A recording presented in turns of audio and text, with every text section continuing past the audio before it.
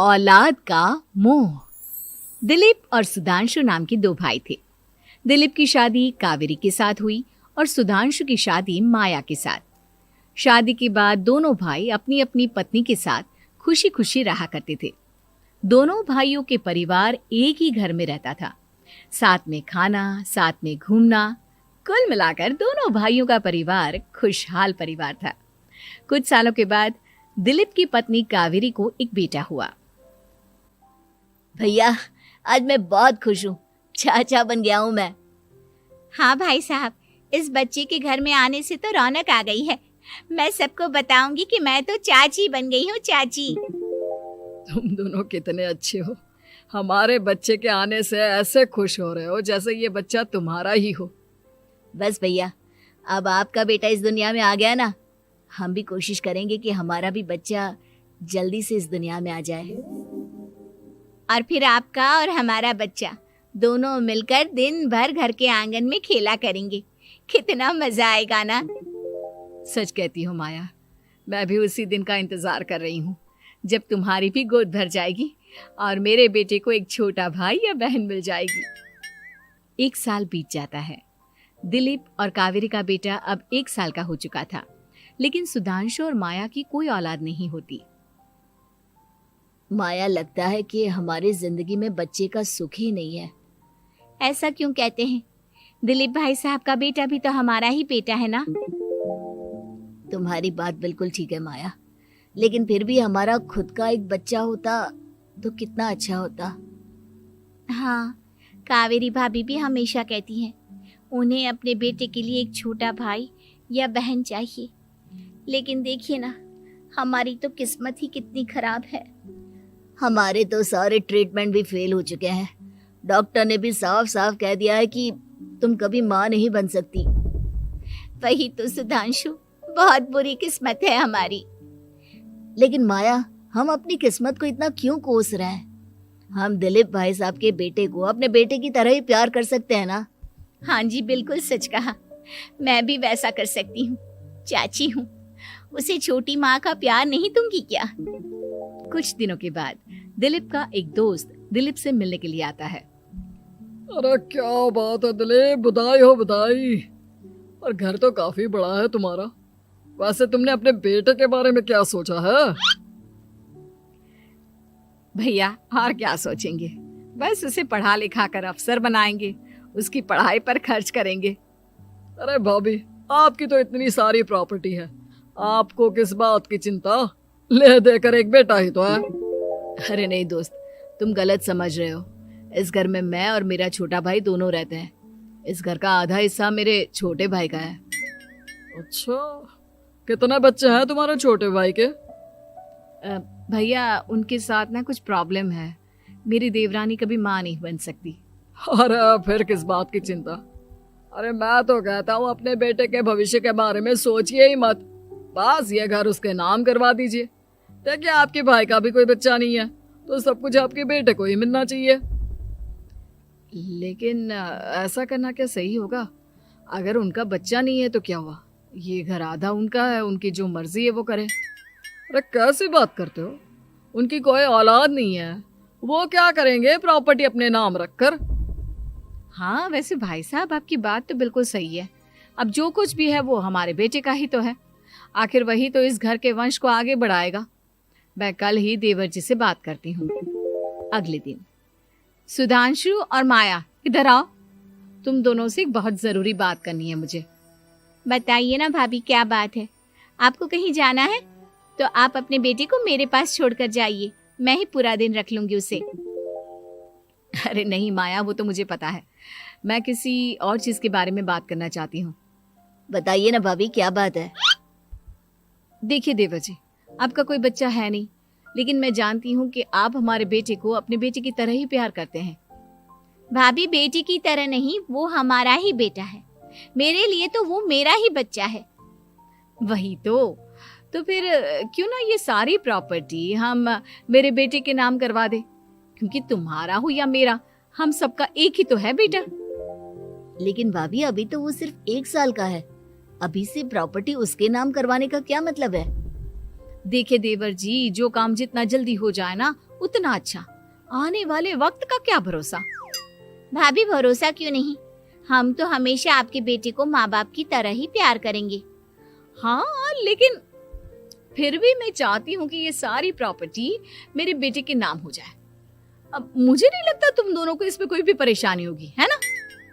भाभी वैसे तो आप जो कह रही हैं वो बहुत जल्दबाजी है, लेकिन फिर भी अगर आपको ऐसा लगता है तो ठीक है, कल ही प्रॉपर्टी के पेपर बनवा लीजिए, मैं और माया उस पर साइन कर देंगे।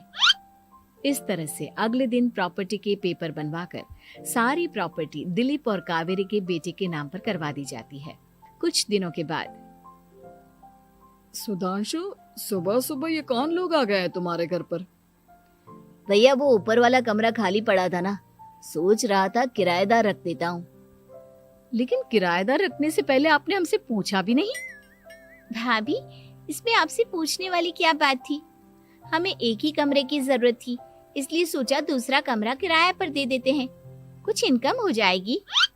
अरे माया, ये सारी प्रॉपर्टी अब मेरे बेटे के नाम पर है और यहाँ पर जो कुछ भी होगा उसके लिए तुम्हें मेरी या दिलीप की परमिशन तो लेनी पड़ेगी ना। हाँ सुधांशु, तुम्हारी भाभी ठीक ही तो कह रही है। अब देखो, तुमने खुद अपने हाथों से ये प्रॉपर्टी हमारे बेटे के नाम की है, वह अभी बहुत छोटा है, तो इस घर से रिलेटेड सारे फैसले तुम्हें हमसे पूछ कर लेने चाहिए। भाभी हमें तो लगा था कि आप हम लोगों से बहुत प्यार करती हैं, लेकिन आप तो हमारे साथ भेदभाव करने लगी। अरे, इसमें भेदभाव करने वाली क्या बात है? और मैंने कौन सा तुमसे कुछ गलत मांग लिया? अरे ले देकर मेरा बेटा इकलौता इस पूरे वंश का वारिस है, सब कुछ उसके नाम है। तुम्हें इस बात से जलन क्यों हो रही है? भाभी माया को जलन नहीं हो रही, वो तो बस ऐसे ही कह रही थी। सब जानती हूँ मैं, इसकी खुद की तो कोई औलाद पैदा नहीं हुई, बस इसीलिए जब देखो तब मेरे बेटे पर बुरी नजर डालती रहती है। देखो माया, कावेरी तुमसे बड़ी है, वो जैसा कहती है वैसा करो। और वैसे भी इस घर पर अब तुम लोगों का कोई अधिकार नहीं है, वो तो हम लोगों की भलाई समझो जो तुम्हें अभी तक यहाँ रहने दिया है। भैया आप इतने कैसे बदल गए? इस प्रॉपर्टी ने आपके दिल से हमारे लिए प्यार पूरी तरह खत्म कर दिया है क्या? इसी तरह वक्त बीतता जाता है और देखते देखते दिलीप और कावेरी का बेटा प्रणव 25 साल का हो जाता है और उसकी नौकरी लग जाती है। पापा, आज मेरा अपॉइंटमेंट लेटर आ गया है, मैंने सिंगापुर में जॉब ज्वाइन कर ली है।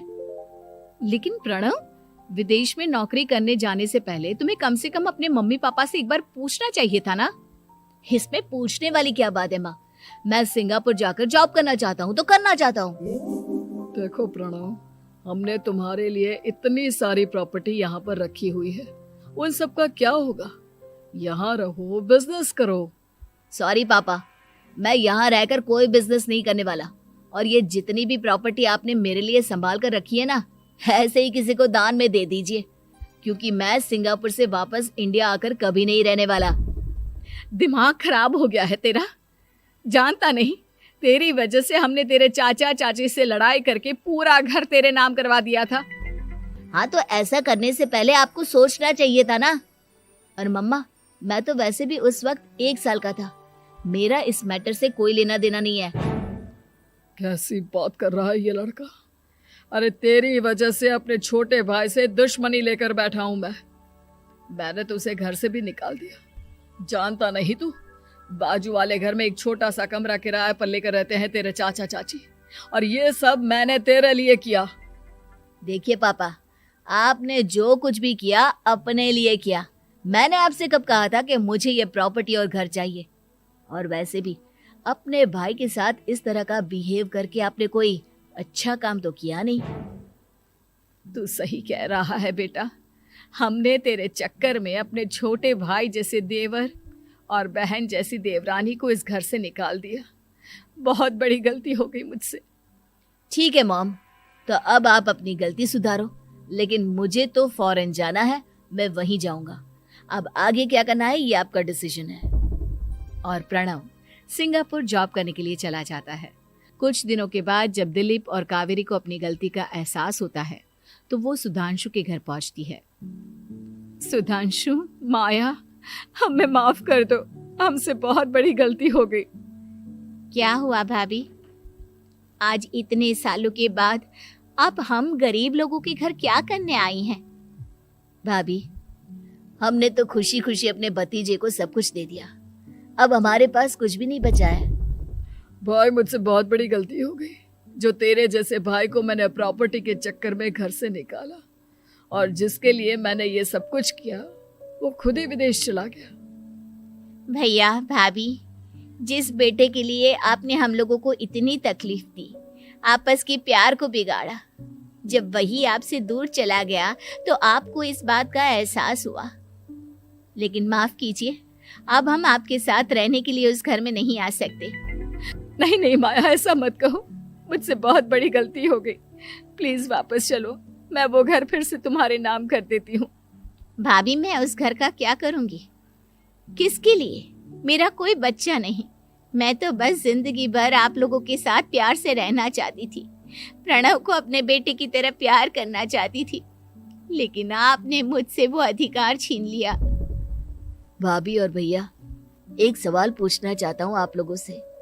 जो बच्चा कुछ ही दिन पहले दुनिया में आया हो, जिस बच्चे के भविष्य का आपको पता ही ना हो, उसके लिए अपने पुराने रिश्तों को तोड़ देना, अपने सगे रिश्तेदारों से दुश्मनी मोल लेना, उनके साथ झगड़ा करना, उनकी बेइज्जती करना, क्या ये सही है?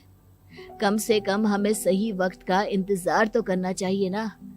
सिर्फ प्रॉपर्टी के लिए अपने सगे भाई को घर से निकाल दिया, वो भी अपने 1 साल के बेटे के लिए। क्या ये वाकई में सही था? जवाब दीजिए मेरी बात का।